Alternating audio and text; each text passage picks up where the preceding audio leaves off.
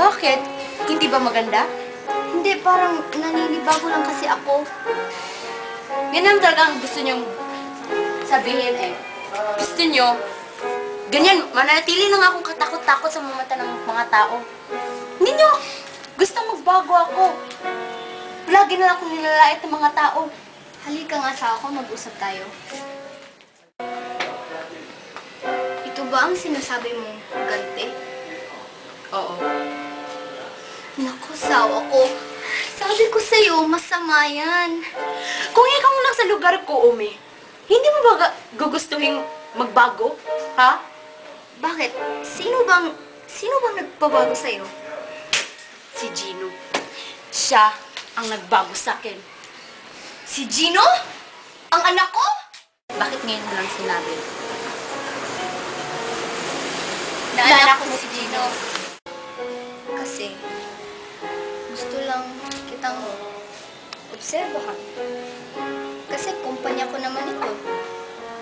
At, sino hindi magtataka kung bakit ang isang mayamang tao ay magtatrabaho sa kalaban niyang kumpanya? Alam mo, Umi.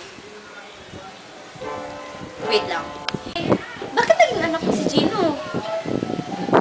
Alam ko, batang-bata ako, di ba? Ginawa ko yon para walang mag-akalang ako ay isang ina.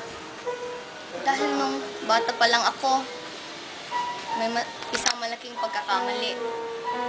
At yon ay isang maging napakamalaking lihim. Ngayon, alam ko na. Pero, may pagtatapat ako sa'yo. Ano yon? Naging ganito ako. Dahil nagmahal ako ng mga katulad ni Gino. Mga mapanglait. Na hindi ako matanggap kung sino ako. Tama na. Ina ako ni Gino at nasasaktan ako kapag may magsasabi ng ganyan tungkol sa kanya. Paumanhin na. Alam kong naging mabuting kaibigan kita.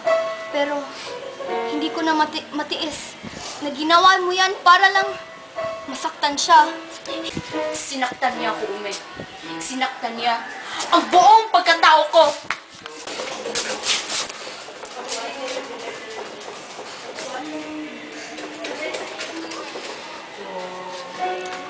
May sasabihin pa pala ako sa'yo. Umalis na si Gino at magpapakasal na sila ni Katie. Nagsisinungaling ka. Hindi! Tingnan natin, babalik pa kaya siya? Maghintay ka habang buhay. Mga manluloko kayo.